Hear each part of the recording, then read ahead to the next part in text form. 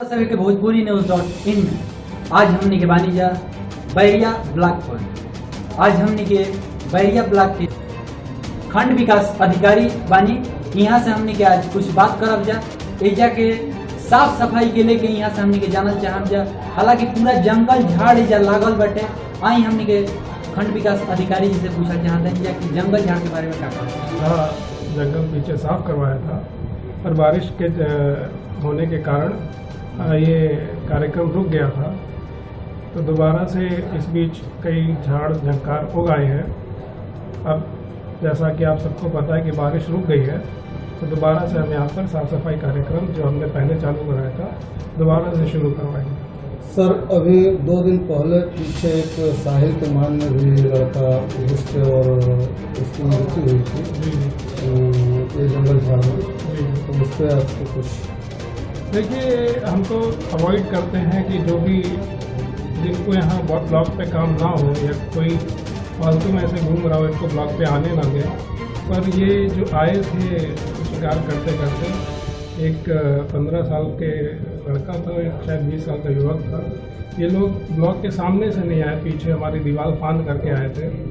तो उनकी साइकिल भी दीवार के उस तरफ मिली थी जहाँ पर प्ले ग्राउंड है, तो ये लोग फांद करके आए थे वहाँ पे और हमको जानकारी नहीं थी।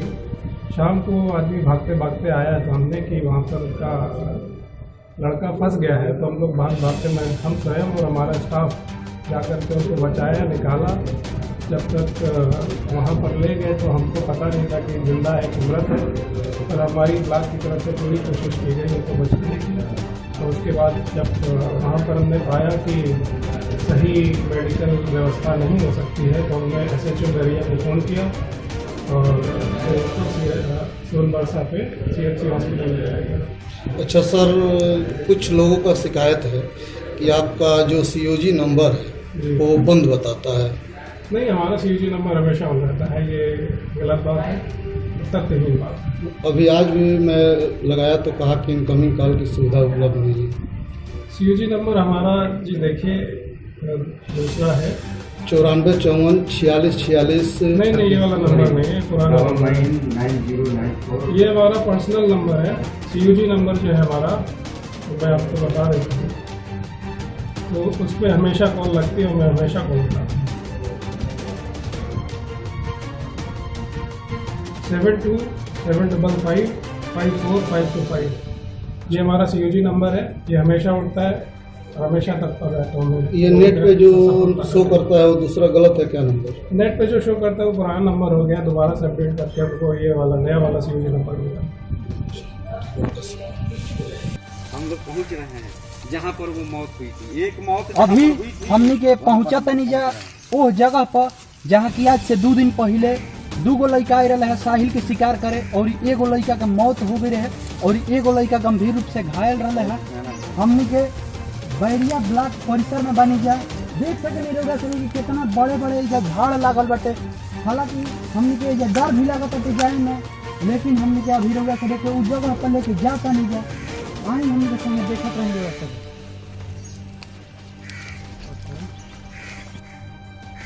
यह उस जगह बाटे जी हाँ, रउआ सब देख सके नहीं। हमारा आगे जाए में डर भी लागत है, लेकिन हम कोशिश करत नहीं जाए के। बाकी हम कैमरामैन से कहम कि उस जगह दिखावे के कोशिश करें वहां के कि यही सुराग में उ लड़का, जी हाँ, यही सुराग में उ लड़का प्रवेश कैले रहे लो और एगो लड़का के मौत हो गई रहे और एगो लड़का गंभीर रूप से घायल हो गई बड़े। रउआ सब देख सके नहीं उस सुराग के कैसा उ सुराग बा, एकदम खतरनाक दिख रहा बा। हमारा डर भी लगता है, लेकिन हम खड़ा बनी और विकास खंड बैरिया के अधिकारी के कोनो नजर नहीं थे। देखो तनी कि पूरा जंगल ही जंगल दिख रहा बा। देख सके नहीं कि कैसन टूटल दीवार दिखत है, एकदम हई दीवार के सब देख सके नहीं स्थिति पूरा डामाडोल। हालांकि ऐजा पेड़ फूट के भी देख सके नहीं स्थिति वही तरी पूरा बड़े बड़े। और दरवाजा देखी ऐजा भी सुराग दिख रहा बा, पूरा दरवाजा कट चुकल बाटे, एकदम हर जगह दीमक लग चुकल बड़े से टूटल फूटल मकान दिख रहा बा। यही जगह पर आज से 2 दिन पहले, जी हाँ, यही जगह पर आज से 2 दिन पहले 2 लड़का आई रहे है साहिल के शिकार में और एगो लड़का का मौत हो गई रहे और एगो लड़का गंभीर रूप से घायल बाटे। उहे उ जगह रहला हमने के कुछ देर पहले रुआ समय के देखैनी है। हालांकि हमने के एजा बहुत डर लग रहा बटे, हमने के कहम जाके वैसे निकल जाओ कहे से कि जंगल एजा बहुत खतरनाक बटे। विकास खंड बैरिया में हमने के बनी जा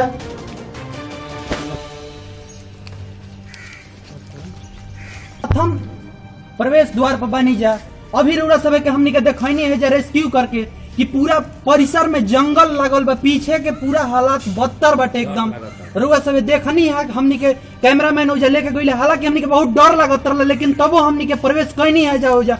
और जहाँ दू गो लड़का गई रहे साहिल के शिकार में, हमने के उ जगह भी रउरा सब के देखनी है जा। लेकिन ओने के बड़े बड़े रउरा सब जंगल झाड़ देखनी है, हमने के बहुत ही सहम गई है, डर गई है। जी हाँ, उहे रहल है उ जगह जहाँ की पूरा जंगल झाड़ लगल बटे। हालांकि प्रवेश द्वार हटे।